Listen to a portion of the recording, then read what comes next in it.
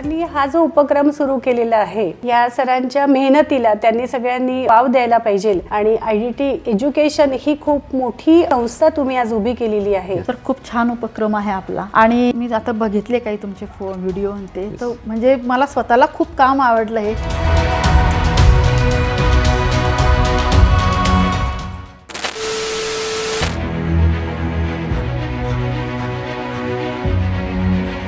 IDT education साठी तुमच्याकडून तुम्ही कोणती गोल्डन लाईन सांगाल? ह्या फील्ड मधलं नॉलेज आधी गेन करा. उगाच फॅशन डिझायनिंग आहे म्हणून एक कुठलं तरी ऑनलाईन कॉलेज दिसलं म्हणून तुम्ही एनरोल केलं असं नाही. Have your on research. जास्त कोणत्याही गोष्टीला रश नका करू, घाई नका करू. की पेशन्स. ह्या फील्ड मध्ये जेवढं पेशन्स ठेवणार तेवढं तुम्हाला त्याचं रिझल्ट जे आहे ते फार सुंदर मिळणार. IDTच एक गोल्डन हब आहे. गोल्ड इंडस्ट्रीमध्ये तुम्ही आलेले आहे तो आय नो की या ठिकाणी तुमचं फ्युचर खूप ब्राईट आहे. It's a correct platform. आपल्याला साईट वरती किंवा आपल्या प्रोफेशन मध्ये सगळ्यात मोठ्या गोष्टी हा शिकवणारे जे लोक असतात, साईटवर जो काम करणारा माणूस असतो ना, त्यांच्याकडून आपल्याला खूप साऱ्या गोष्टी शिकायला मिळतात. प्रचंड यश मिळवा. खूप सारं क्रिएटिव्ह मेहनतीने आणि योग्य मार्गाने काम करा. नक्कीच यश तुम्हाला मिळेल. विचाराने तुम्ही किती मोठे होऊ शकता ही सगळ्यात मोठी गोष्ट आहे. फक्त तुमचा एक विचार समोरच्याचं एक पूर्ण फ्युचर सेट करणार आहे. आपण सगळे एका सर्व्हिस लाईनीत आहे. आपण जितकं हंबली एक सर्व्हिस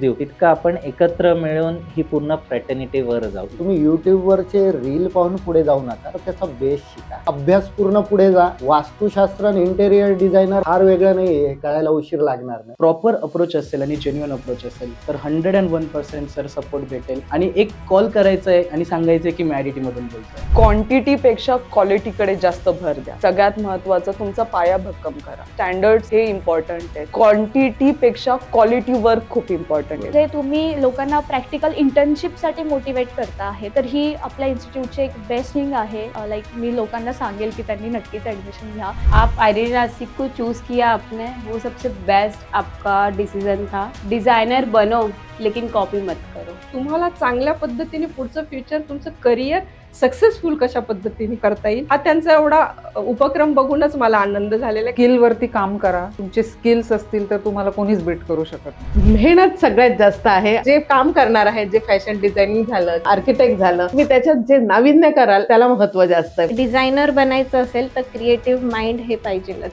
वॉक विथ ट्रेंड. तुम्ही ट्रेंड सोबत राहा. जे आपण पारंपरिक 10 व 15 वर्षापूर्वी जे POP करत होतो, आता सिलिंगला भरपूर ऑप्शन्स आले, तर तुम्ही त्याच्याबरोबर अपडेट राहा. सोपी गोष्ट आहे. बस दॅट्स इट. क्लायंटचा ट्रस्ट आणि क्लायंटचं मध्ये आपलं ट्युनिंग हे खूप महत्वाचं रोल प्ले करतो. स्वतःचं काहीतरी करायचंय म्हणून काम करा आणि जे तुमचे काही आयडियाज आहेत, डिझाईन्स आहेत ते मार्केटमध्ये उतरवा तर ते लोकांना कळतील. जर आपल्याला बिझनेस करायचा असेल, स्टार्ट करायचा असेल तर आपल्या तोंडात साखर आणि डोक्यावर बर्फ ठेवूनच आपण बिझनेस करू शकतो. तुम्ही हार मानू नका. प्रत्येक गोष्टीमध्ये चॅलेंजेस येतात. छोट्या मोठ्या उतार चढाव सगळ्या फील्डमध्ये चालू असतात. मला ही फील्ड खरंच मनापासून खूप आवडते. फॅशन माझं पॅशन आहे आणि तेच मी करिअर म्हणून निवडले. तसं तुमचं आवडतं काम तुम्ही सातत्याने करत राहा आणि ते सातत्य तुम्हाला खूप उंचीवर नेऊन ठेवेल. इंटेरियर डिझायनिंग ही फील्ड सुद्धा तशीच ग्रो होणार आहे. इंडिया हा सध्या महासत्ता होत चाललाय. त्याचा फायदा आपण करून घेतला पाहिजे आणि या फील्डमध्ये येऊन आपण नक्कीच स्वतःची ग्रोथ करून घेऊ. किती पण जरी AI आहे पण तुमची थिंकिंग किंवा तुमची थॉट ही कंटिन्यू राहायला पाहिजे. तुम्ही कितीही त्याच्यावरती काम केलं पण तुमचे थॉट प्रोसेस हे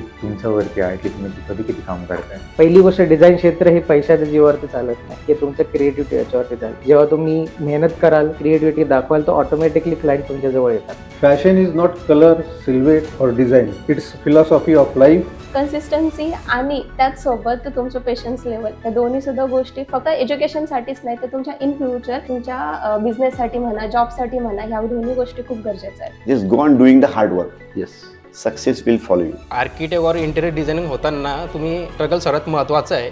असं नाही, काही लोकांना सक्सेस स्टार्टिंगलाच भेटतं, काही लोकांना सक्सेस थोडं लेट मिळतं. संकटांना तुम्ही संधी त्याचं रूपांतर करा. जे काही आयुष्यात जी संकट आली ना त्यांना तुम्ही संधीमध्ये रूपांतर करा तर तुमचा भविष्य काळ उज्ज्वलच असणार. कैसे रोज खुद को इनोवेट करना है, क्रिएटिव करना है, इस चीज पे काम करो. अपनी स्किल्स डेवलप करो. वीकनेसेस से उभर के आओ. गिव अप नहीं करो. रोज तुम्ही नवीन नवीन गोष्टी शिकत राहणे खूप गरजेचं आहे. रोज मार्केटमध्ये नवीन नवीन गोष्टी अवेलेबल होत आहेत, रोज नवीन येत आहेत, तर त्या गोष्टींचा अभ्यास करून सगळ्या गोष्टी करायला पाहिजे. फैशन डिजाइनिंग अगर आपको सीखनी है, बेस्ट आपका पूरा उसमें ध्यान दीजिए. प्रैक्टिकल थेरोटिकल हर नॉलेज आपको जो आपके टीचर्स दे रहे हैं आप वो कीजिए. सरांनी हा जो उपक्रम सुरू केलेला आहे या सरांच्या मेहनतीला त्यांनी सगळ्यांनी वाव द्यायला पाहिजे आणि IDT एज्युकेशन ही खूप मोठी संस्था तुम्ही आज उभी केलेली आहे. तर मला वाटतं सगळ्यांनी एकदा तरी ह्या संस्थेला भेट द्यावी. किसी भी क्षेत्र में काम करिए पर आप अच्छे से मन लगा के करिए. मन लगा के करिए तो ही आपको सक्सेस है. Architecture and architecture. क्या बात है. Space and space. येस. त्याचं युटिलायझेशन क्रिएशन बस हे करायला पाहिजे. जेवढे स्टुडंट आता इंटेरियर डिझायनिंग शिकताय त्यांनी जे आहे प्रोडक्ट नॉलेज त्यांना फार गरजेचं आहे. कारण की बहुतेक कॉलेजेसमध्ये असं पाहिलंय मी की फक्त थेरॉटिकल नॉलेज त्यांना शिकवलं जातं. जर तुम्ही असे छोटे फेअर्स बनवाल किंवा असं एक स्टॉल्स वगैरे किंवा त्याचं एव्हरी सॅटर्डे 4th सॅटर्डे आम्ही आमच्या मुलांना सांगणार आहोत की असं काही बनवून तुम्ही डिस्प्ले करा. तर खूप छान उपक्रम आहे आपला आणि मी आता बघितले काही तुमचे व्हिडिओ ते तर म्हणजे मला स्वतःला खूप काम आवडलं. हे मेहनत करा आणि मेहनतीच्या बरोबरच पेशन्सही ठेवा. Work hard, have patience end make your creativity come on paper. Don't base on the media. Interior designing जो है it is not just only designing the home, it's about to make our client feel happy. मी एकच सांगेन का तुम्ही दुसऱ्याला copy करू नका.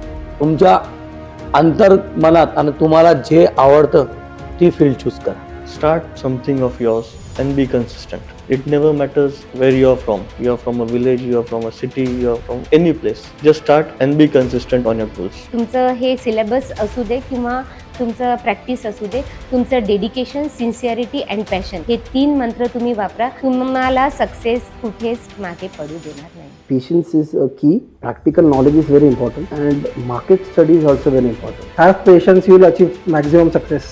There is no hard work to success. Work smartly. Yes, that's what I feel. येणारा काळ हा भारताचा काळ आहे कारण भारत जगातली सगळ्यात मोठी लोकसंख्या आहे आणि जेव्हा आपण रोटी कपडा मकान म्हणतो त्याच्यामध्ये या बेसिक 3 मूलभूत गरजा आहे ज्याच्यातली आपली इंडस्ट्री असते. Always try to upgrade yourself, upgrade your knowledge, because हम जो पहला पुराने तरीके से जो करते हैं ना, अगर तुमको सर्वाइव होना है, आगे बढ़ना है, तो फिर you have to transform in every stages. प्रत्येक सक्सेसच्या मागे तुम्हाला तुमची मेहनत आहे. तुम्ही ती मेहनत घेण्याचं पूर्ण हे करायला पाहिजे. थोडी प्रॅक्टिस ती आणि मेहनत हा सगळ्यात महत्त्वाचा विषय माझ्या. Self discipline, hard work and then success. तुम्ही स्वतः करा, इमॅजिन करा. 1 सेकंड डोळे बंद करा आणि इमॅजिन करा की ही व्यक्ती आपल्या समोर आहे आणि त्याला काय सूट करणार आहे. बी एक्सपर्टाइज्ड ऑन व्हॉट एव्हर दे. फक्त काही गुगल आणि AI वगैरे आलं आहे आणि ते आपल्याला जमतं आहे. यूट्यूब किंवा गुगल युनिव्हर्सिटीमधनं जे आलं आहे त्याच्यावर भरोसा न ठेवता एक्सपर्टीज कडनं हे करावंच. मी माझ्या शहराबद्दलच बोलेन की धुळे शहरात खूप संधी आहे. धुळे शहरासाठी काम करा.